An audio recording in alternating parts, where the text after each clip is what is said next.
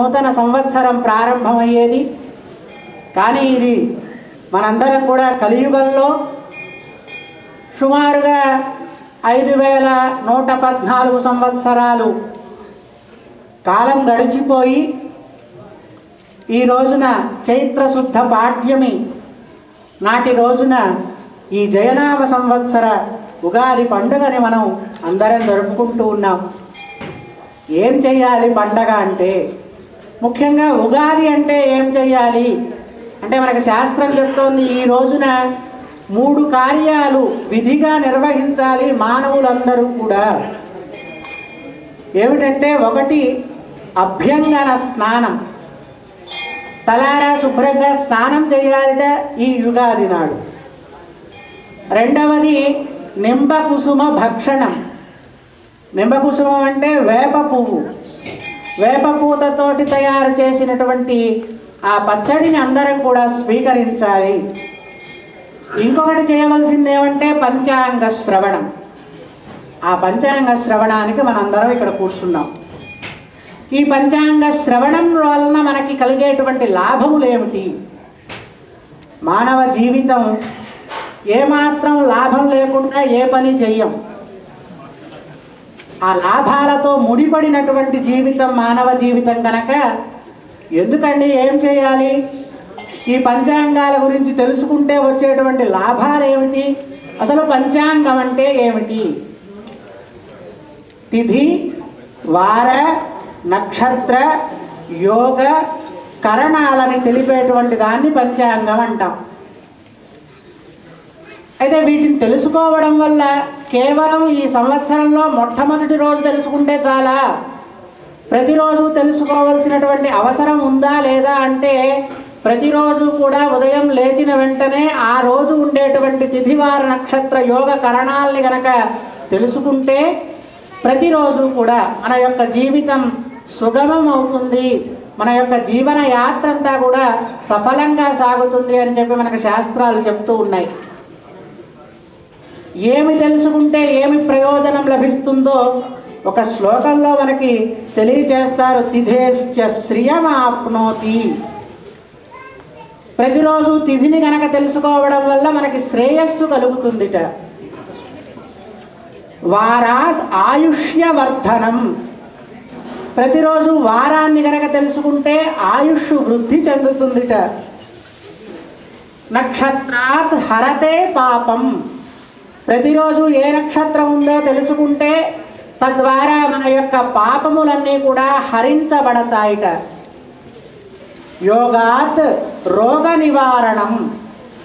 యోగాన్ని గనక తెలుసుకుంటే మన యొక్క సమస్త రోగాల్ని కూడా నివారింపచేస్తుంది ఆ యోగం. కరణాత్ కార్యసిద్ధి. కరణాన్ని గనక తెలుసుకున్నట్లయితే మనం చేపట్టేటువంటి కార్యాల్లో మనందరికీ కూడా సిద్ధి లభిస్తుంది అని చెప్పి ఆ యొక్క శ్లోకంలో మనకి ఏనాడో మన పూర్వీకులు ఎంతో మంచి విషయాలన్నీ కూడా తెలిసి ఉన్నాయి. మానవ జీవితానికి ఇవి కాక మనకి ఇంకేం కావాలి గనక? శ్రేయస్సు కావాలి, ఆయుర్వృద్ధి కావాలి, అలాగే మన యొక్క పాపములన్నీ కూడా హరించబడాలి, మనం సమస్త రోగాల నుండి విముక్తులం కావాలి, మనకి ఏ పని తలపెట్టినా దానిలో కార్యసిద్ధి కలగాలి. ఇవి మానవ జీవితానికి చాలా ముఖ్యమైనటువంటి 5 సూత్రాలు గనక ఆ 5ంటిని కూడా ప్రసారించేటువంటిదే పంచాంగం. అటువంటి పంచాంగ శ్రవణాన్ని, ఈ యొక్క సంవత్సర నామం ఏమిటో, ఈ యొక్క సంవత్సరాన్ని పరిపాలించేటువంటి నవనాయకులు ఎవరో, వారు ఇచ్చేటువంటి ఫలితాలు ఏమిటో, అలాగే మన యొక్క జీవితాన్ని ప్రభావితం చేసేటువంటి మన యొక్క రాసుల యొక్క ఫలితాలు ఏమిటో అవన్నీ కూడా మనం ఇప్పుడు తెలుసుకునే ప్రయత్నం చేద్దాం.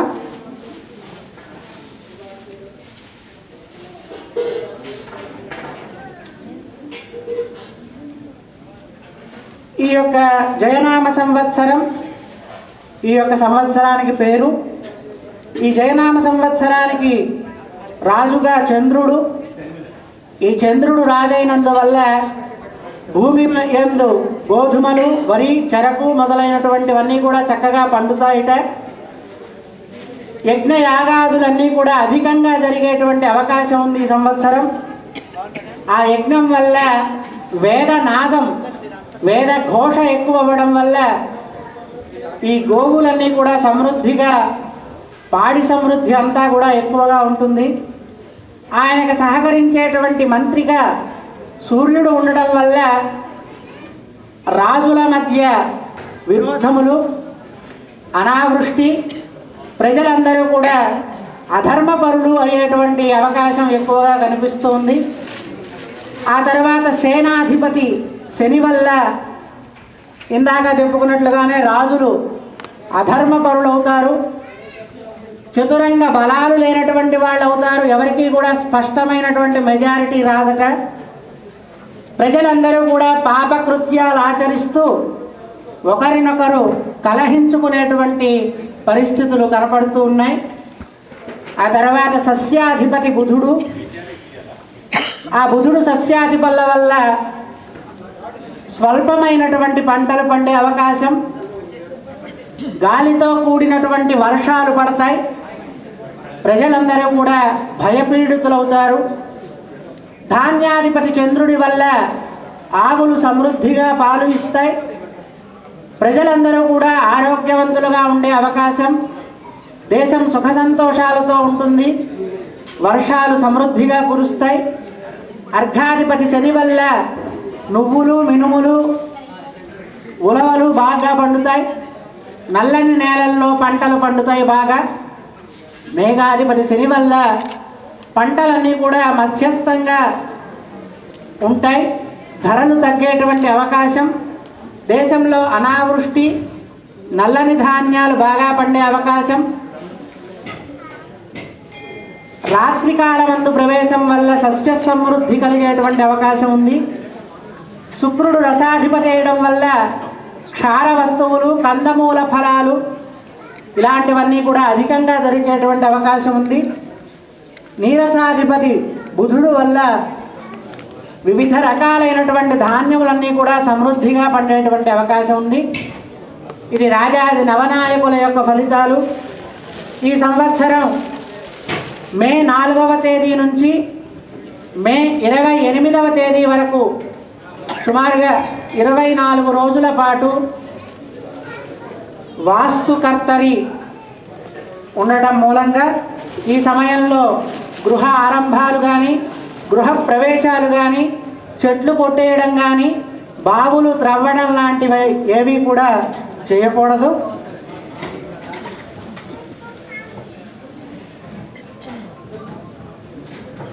ఈ జయనామ సంవత్సరంలో 27 నక్షత్రముల వారికి కూడా కందాయ ఫలాలు. ఈ కందాయ ఫలాలు ఒక్కొక్కరికి 3 అంకెలు ఉంటాయి. ఒక్కొక్క అంకె 4 మాసములు దాని యొక్క ఫలితాన్ని చూపిస్తుంది. అందులో బేసి సంఖ్య ఉంటే గనక ధనలాభం, సరి సంఖ్య ఉంటే సమఫలం, 0 ఉంటే శూన్య ఫలంగా అందరూ కూడా తెలుసుకోవాల్సిందిగా కోరుతూ ఉన్నాం.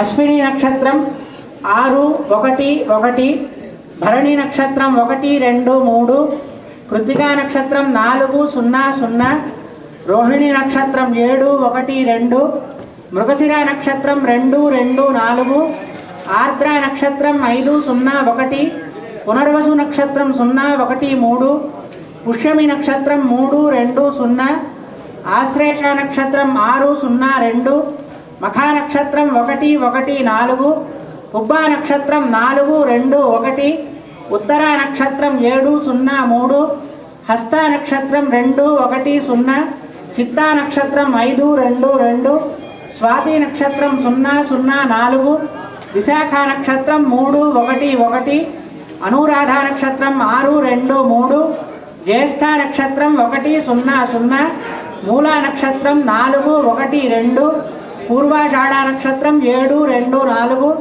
ఉత్తరాషాఢ నక్షత్రం 2, 0, 1, శ్రవణ నక్షత్రం 5, 1, 3, ధనిష్ట నక్షత్రం 0, 2, 0, శతభిష నక్షత్రం 3, 0, 2, పూర్వాభాద్ర నక్షత్రం 6, 1, 4, ఉత్తరాభాద్ర నక్షత్రం 1, 2, 1, రేవతి నక్షత్రం 4, 0, 3. అలాగే ఈ సంవత్సరం జూలై 9వ తేదీ నుండి ఆగస్టు 8వ తేదీ వరకు గురుమూఢం ఉన్నది. అలాగే సెప్టెంబర్ 17 నుంచి డిసెంబర్ 4 వరకు కూడా శుక్రమూఢం ఉన్నందువల్ల ఈ సమయాల్లో వివాహాది శుభకార్యములేవి కూడా జరుపుకోకూడదు.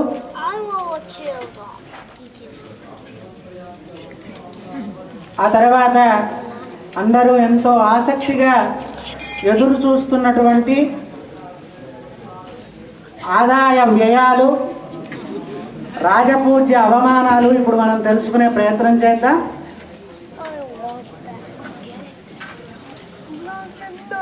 ముందుగా మేషరాశి వారికి అశ్విని నక్షత్రం, భరణి నక్షత్రం, కృత్తికా నక్షత్రం 1వ పాదంలో జన్మించినటువంటి వారు ఈ మేషరాశికి చెందినటువంటి వారు. ఈ మేషరాశి వారికి ఆదాయం 14, వ్యయం 2. వీరిని చాలా గుర్తుపెట్టుకోండి. రాజపూజ్యత 4, అవమానం 5. ఈ మేషరాశి వారికి ముఖ్యంగా గురు, శని, రాహు, కేతువుల వల్ల బంధువులతో గొడవలు వచ్చేటువంటి అవకాశం, వృత్తి, ఉద్యోగ, వ్యాపారాల్లో అనుకూలమైనటువంటి పరిస్థితులు కనిపించడం లేదు. ఇవన్నీ కూడా చదివే ముందు భక్తులందరికీ చిన్న విజ్ఞాపన. ఈ ఓవరాల్గా రాసినటువంటివే తప్ప మేషరాశి వారందరికీ ఇలాగే ఉంటుందని అనుకోకర్లా. అశ్విని, భరణి, కృత్తిక నక్షత్రాల వాళ్ళందరికీ ఇలాగే జరుగుతుందేమో అని ఎవరు కూడా భయపడవలసిన అవసరం లేదు. ఇంకొకటి, ఇది నేను నిమిత్త మాత్రంగా చదువుతున్నాను తప్ప దీనికి ఏమండి ఎవరికి సరిగ్గా చదవట్లేదు ఏమిటి అని లాస్ట్ ఇయర్ ఎవరో అన్నారు, అందుకని ముందే చెప్తున్నాం. కాబట్టి దయచేసి మీ యొక్క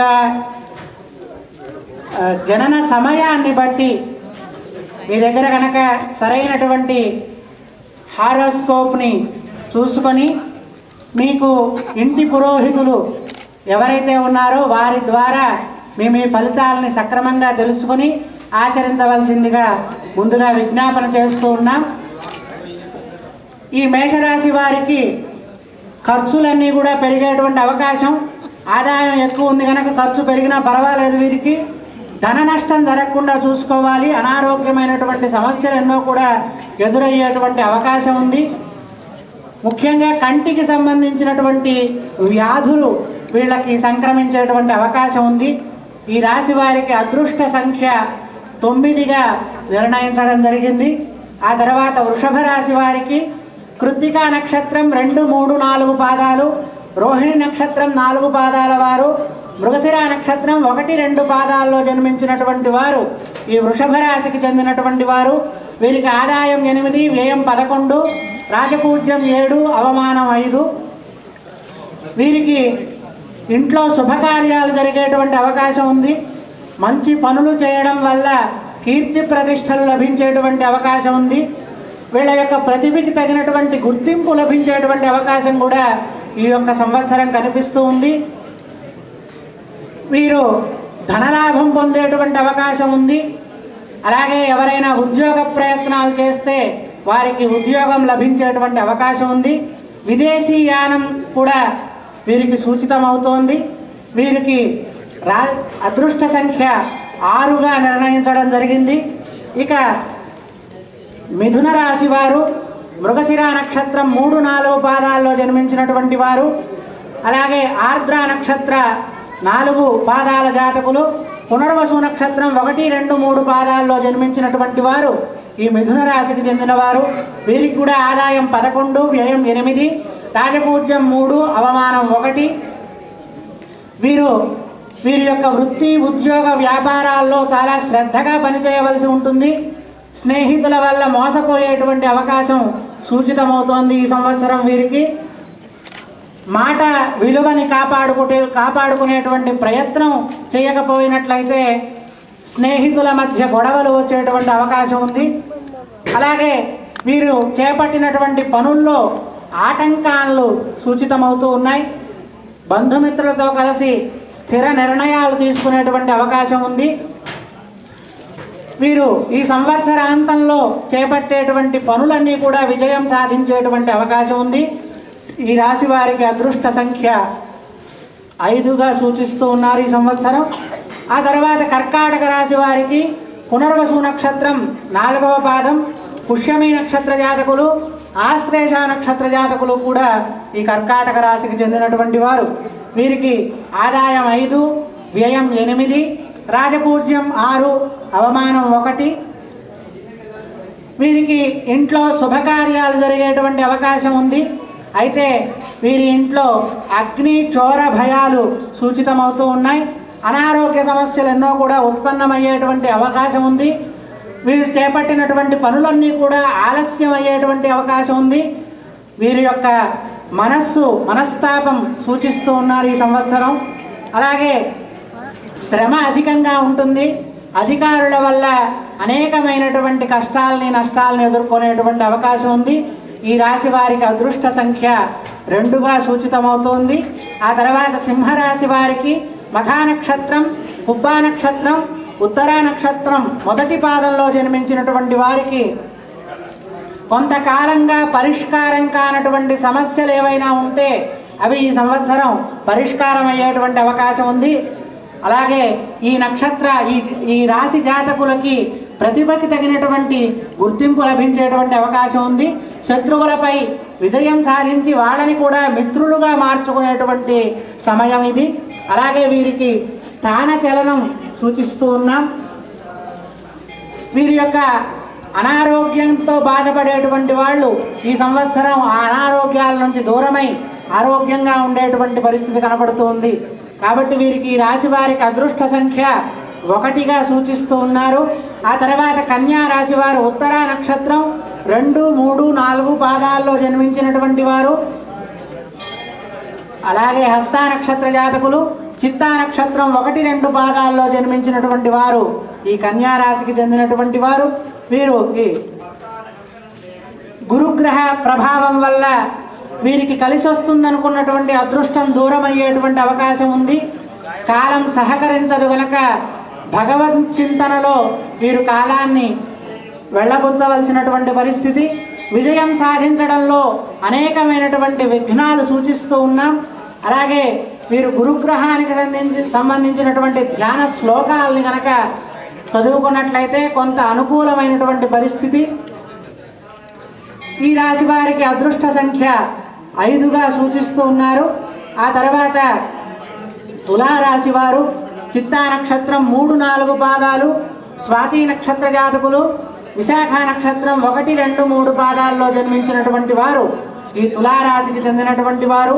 వీరికి ధనలాభంతో పాటు స్వగృహ ప్రాప్తి కూడా కలిగేటువంటి అవకాశం ఉంది. ఆస్తిని వృద్ధి చేసుకునేటువంటి సమయం ఈ సంవత్సరం. అలాగే కొన్ని రకాలైనటువంటి పరిస్థితుల ప్రభావం వల్ల కొన్ని చేపట్టినటువంటి కార్యక్రమాలు సకాలంలో పూర్తి చేయలేకపోతారు. ఎవరైనా సరే ఆ చేపట్టేటువంటి పనుల్ని కొంచెం వాయిదా వేసుకోవడం మంచిదిగా ఈ సంవత్సరం సూచిస్తూ ఉన్నాం. ఈ రాశి వారికి అదృష్ట సంఖ్య 6గా నిర్ణయించడం జరిగింది. ఆ తర్వాత విశాఖ నక్షత్రం 4వ పాదం, అనురాధ నక్షత్ర జాతకులు, జ్యేష్ఠ నక్షత్ర జాతకులు వీరందరూ కూడా వృశ్చిక రాశికి చెందినటువంటి వారు. వీరికి ఆదాయం 14, వ్యయం 2, రాజపూజ్యం 4, అవమానం 7. వీరికి గురుగ్రహ ప్రభావం వల్ల కోపం చాలా ఎక్కువయ్యేటువంటి సమయం సూచిస్తూ ఉన్నాం. కాబట్టి చాలా శాంతం అవసరం. లేకపోతే మీరు చేపట్టినటువంటి పనుల్లో మీరు విజయం సాధించలేకపోతారు కనుక శాంతాన్ని వహించాల్సిందిగా ఈ సంవత్సరం సూచిస్తూ ఉన్నాం. చోర అగ్ని భయాలు వీరికి కూడా సూచితమవుతూ ఉన్నాయి. అయితే వీరి యొక్క ఆచార సంప్రదాయాలతోటి తాము సంఘంలో గౌరవమైనటువంటి స్థితికి చేరుకునేటువంటి అవకాశం ఉంది. కాబట్టి ఈ రాశి వారికి అదృష్ట సంఖ్య 9గా సూచిస్తూ ఉన్నాం. ఆ తర్వాత ధనురాశి వారికి మూలా నక్షత్రం, పూర్వాషాఢ నక్షత్రం, ఉత్తరాషాఢ నక్షత్రం 1వ పాదంలో జన్మించినటువంటి వాళ్ళందరూ కూడా ఈ ధనురాశికి చెందినటువంటి వారు. వీరి యొక్క ఆదాయం 2, వ్యయం 11, రాజపూజ్యం 7, అవమానం 7. వీరికి గురుగ్రహ ప్రభావం వల్ల పరిష్కారం కానటువంటి సమస్యలన్నీ కూడా పరిష్కారం అయ్యేటువంటి కాలం ఆసన్నమైంది. పెద్దల వల్ల అధికారుల వల్ల చాలా మేలు పొందేటువంటి అవకాశం కూడా ఈ సంవత్సరం సూచిస్తూ ఉన్నాం. అయితే ఎక్కువ కోపాన్ని కలిగి ఉండడం వల్ల కొన్ని అవకాశాలు కోల్పోయేటువంటి అవకాశం కూడా ఈ సంవత్సరం సూచితం అవుతూ ఉంది. ప్రతి విషయంలో కూడా చాలా ఆలోచించి నిర్ణయాలు తీసుకోవాల్సినటువంటి సమయం ఈ ధను రాశి వారికి. ఈ రాశి వారికి అదృష్ట సంఖ్య 3గా సూచితమవుతోంది. ఆ తర్వాత మకర రాశి వారికి ఉత్తరాషాఢ నక్షత్రం 2, 3, 4 పాదాల్లో జన్మించినటువంటి వారు, శ్రవణ నక్షత్ర జాతకులు, ధనిష్ట నక్షత్రం 1, 2 పాదాల్లో జన్మించినటువంటి వారు ఈ మకర రాశికి చెందినటువంటి వారు. వీరి యొక్క ఆదాయం 5, వ్యయం 5, రాజపూజ్యం 3, అవమానం కూడా 3. వీరి యొక్క కుటుంబ సభ్యులతో జాగ్రత్తగా లేకపోయినట్లయితే ఆ కుటుంబ సభ్యుల మధ్య వివాదాలు వచ్చేటువంటి అవకాశాలు ఉన్నాయి. ఇంట్లోనే కాకుండా బయట కూడా ఈ సంవత్సరం గొడవలు అధికమయ్యేటువంటి అవకాశం ఉంది. అధికారుల వల్ల భయాన్ని పొందుతారు. చోర అగ్ని భయాలు కూడా ఈ సంవత్సరం సూచిస్తూ ఉన్నారు. అయితే ఆరోగ్యపరమైనటువంటి ఇబ్బందులన్నీ కూడా తీరిపోయి అనారోగ్యపరమైనటువంటి ఇబ్బందులన్నీ కూడా తీరిపోయి ఆరోగ్యాన్ని సమకూర్చుకుంటారు ఈ సంవత్సర కాలంలో ఈ మకర రాశి జాతకులు.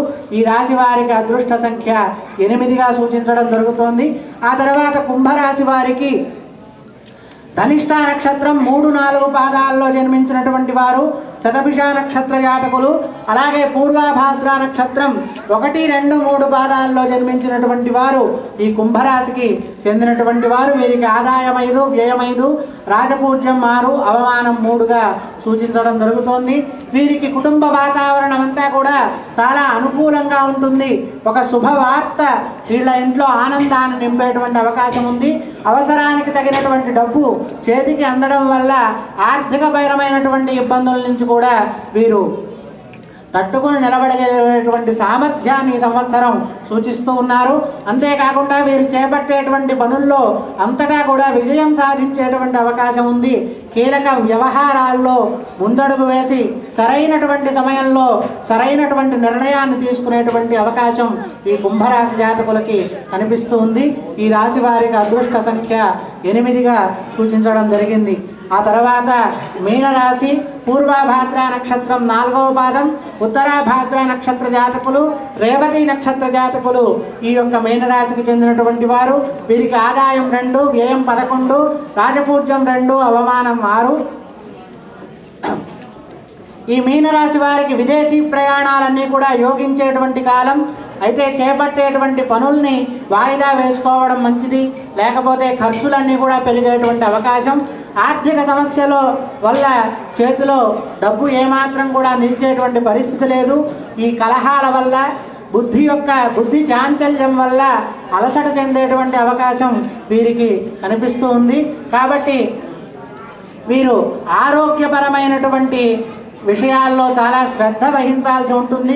మనోవిచారాలన్నీ కూడా అధికమయ్యేటువంటి అవకాశం ఈ మీనరాశి వారికి సూచిస్తూ ఉన్నాం. ఈ రాశి వారికి అదృష్ట సంఖ్య 3గా నిర్ణయమైంది. ఈ విధంగా 12 రాశుల వారికి కూడా ఈ సంవత్సర ఫలితాలని ఈ విధంగా మనం నిర్ణయించుకోవచ్చు.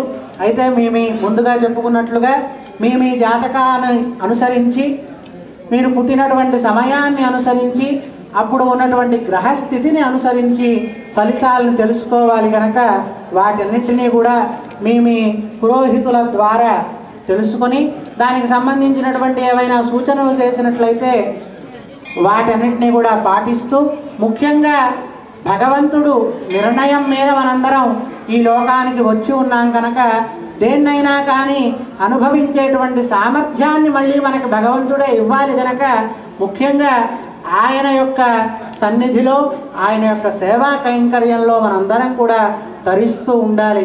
ముఖ్యంగా ఈ సంవత్సర ప్రారంభ కాలంలో మర్యాదా పురుషోత్తముడిగా పిలుచుకునేటువంటి శ్రీరామచంద్రుడి యొక్క నవరాత్రులు అని చెప్పి అంటాం. మనకి సంవత్సరంలో మొట్టమొదట వచ్చేటువంటి పండగ ఏమిటంటే ఉగాది, సంవత్సర ఆరంభం.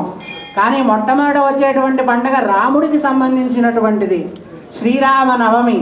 రాముడి యొక్క జన్మ దినోత్సవాన్ని మనం జరుపుకుంటాం.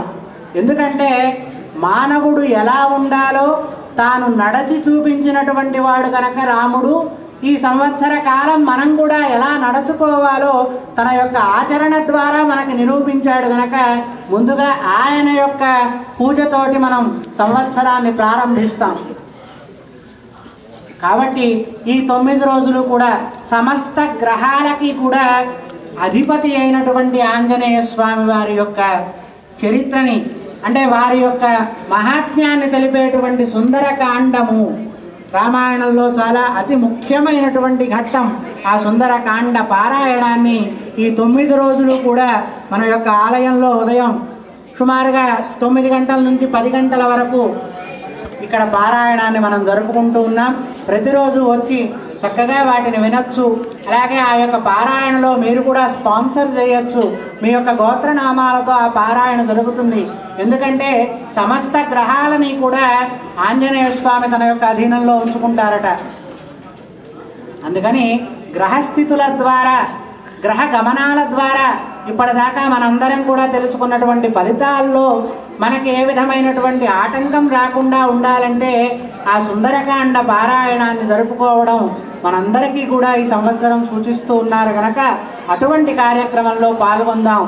అలాగే శ్రీరామనవమి నాడు జరిగేటువంటి ఆ పారాయణ సమాపనోత్సవంలో భాగంగా శ్రీరామనవమి సందర్భంగా జరుపుకునేటువంటి మొట్టమొదటి రామ కళ్యాణం ద్వారా ఈ లోకానికి శాంతి జరుగుతుంది కనుక లోక కళ్యాణం కోసం జరిగేటువంటి ఆ శ్రీరామనవమి కళ్యాణంలో కూడా మనందరం పాల్గొని ఆ రాముడి యొక్క ఆశీస్సులతో పాటుగా మనల్ని నిత్యము కూడా, ముఖ్యంగా కలియుగంలో కలవు వెంకటనాయక అని చెప్పి మనకి శాస్త్రం ఘోషిస్తోంది కనుక ఆ వెంకటనాథుడైనటువంటి శ్రీమన్నారాయణ స్వరూపం శ్రీ వెంకటేశ్వర స్వామి యొక్క శ్రీచరణాలని మనందరం కూడా ఆశ్రయిస్తూ ఈ సంవత్సర కాలాన్నంతటినీ కూడా ఎటువంటి ఒడిదుడుకులు లేకుండా, ఎటువంటి ఆటంకాలు కలిగించకుండా మమ్మల్ని ఈ సంసార సాగరంలో పూర్తిగా మునగకుండా మమ్మల్ని ఉద్ధరించేటువంటి బాధ్యత మీదే స్వామి అని చెప్పి స్వామివారికి నమస్కారం చేసుకుంటూ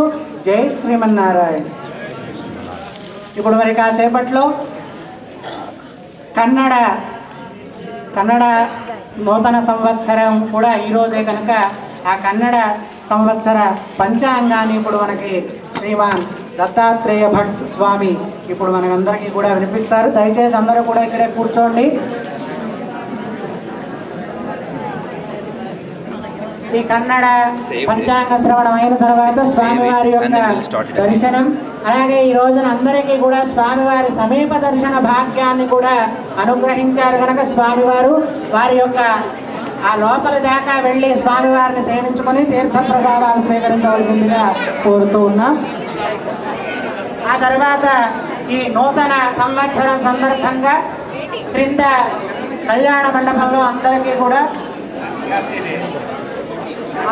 కూడా అన్నదాన కార్యక్రమాన్ని కూడా ఏర్పాటు చేశారు. స్వామివారి యొక్క ప్రసాదాన్ని కూడా స్వీకరించి అందరూ ఇళ్ళకి వెళ్ళవలసిందిగా ప్రార్థిస్తూ ఉన్నాం.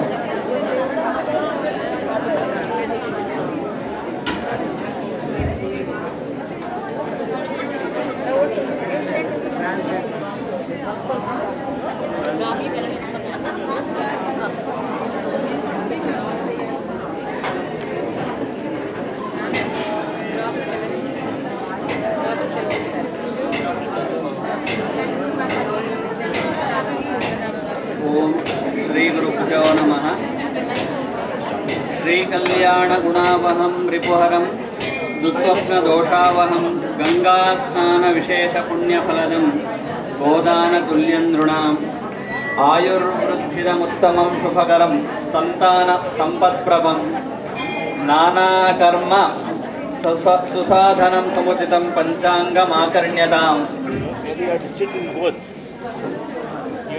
ಎಲ್ಲರಿಗೂ ಕೂಡ ಜಯನಾಮ ಸಂವತ್ಸರದ ಶುಭಾಶಯಗಳು. ಕನ್ನಡದವರು ಯಾರಾದರೂ ಇದ್ದರೆ ದಯವಿಟ್ಟು ಮುಂದೆ ಬಂದು ಕೂತ್ಕೊಳ್ಬೇಕು.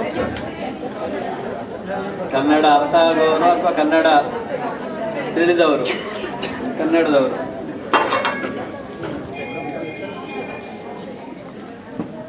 ಹೀಗೆ ಈ ಮೊದಲಿನ ಹರಿಕೃಷ್ಣ ಸ್ವಾಮಿ ಅವರು ಹೇಳಿದಂತೆ ಪಂಚಾಂಗದ ಈ ದಿವಸ ನೂತನ ಪಂಚಾಂಗ ಶ್ರವಣ ಮಾಡಬೇಕು. ಅದಕ್ಕಿಂತ ಮೊದಲು ಯುಗಾದಿ ಹಬ್ಬವನ್ನು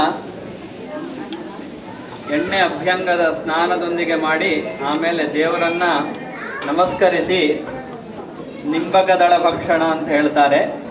ಆ ನಿಂಬಕದಳ ಭಕ್ಷಣವನ್ನು ಮಾಡಬೇಕು. ಅದಕ್ಕೆ ಶ್ಲೋಕ ಶತಾಯುರ್ವಜ್ರದೇಹಾಯ ಸರ್ವ ಸಂಪತ್ಕರಾಯ ಚ ಸರ್ವಾರಿಷ್ಟ ವಿನಾಶಾಯ ನಿಂಬಕಂ ದಳಭಕ್ಷಣಂ ಅಂತ. ಅಂದರೆ 100 ವರ್ಷ ಆಯುಷ್ಯ, ಸದೃಢವಾದ ಆರೋಗ್ಯ, ಸಕಲ ಸಂಪತ್ತುಗಳ ಪ್ರಾಪ್ತಿಗಾಗಿ, ಸಕಲಾರಿಷ್ಟ ನಿವಾರಣೆಗಾಗಿ ಬೇವು ಬೆಲ್ಲವನ್ನು ಸೇವನೆ ಮಾಡುತ್ತೇನೆ ಅಂತ ಹೇಳಿ ಅದನ್ನು ತಿನ್ನಬೇಕು ಅಥವಾ ಅದನ್ನು ಪ್ರಾಶನ ಮಾಡಬೇಕು ಅಂತ. ಆ ಒಂದು ಬೇವು ಬೆಲ್ಲ ಕಷ್ಟ ಸುಖ ಅದ ಒಂದು ಸಂಕೇತವಾಗಿ ನಾವು ಅದನ್ನು ಪ್ರಾಶನ ಮಾಡ್ತೇವೆ. ಅದೇ ರೀತಿ ಈ ಜಯನಾಮ ಸಂವತ್ಸರದಲ್ಲಿ ರಾಜ ಇತ್ಯಾದಿಗಳ ಒಂದು ವಿವರಣೆ ಇದೆ. ಅದನ್ನು ಕೂಡ ಈಗ ಹೇಳ್ತಾ ಇದ್ದೇವೆ.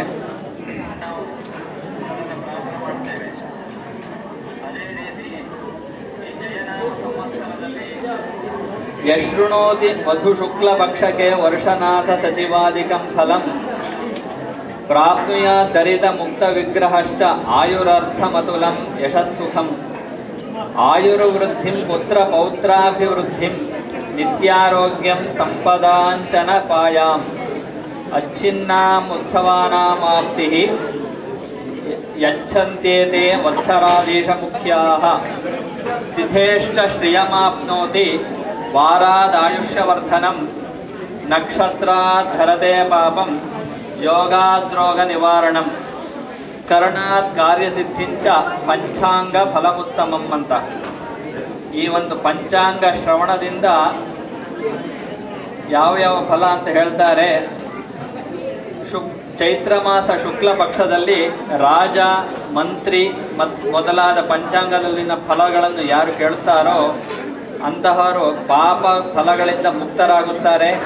ಹಾಗೆಯೇ ದೀರ್ಘ ಆಯುಷ್ಯವಂತರು, ಐಶ್ವರ್ಯವಂತರು, ಕೀರ್ತಿವಂತರು, ಅತಿಶಯವಾದ ಅನುಭವಿಗಳು ಆಗುತ್ತಾರೆ. ಪುತ್ರ ಪೌತ್ರಾಭಿವೃದ್ಧಿಯುಳ್ಳವರು ಆಗುತ್ತಾರೆ.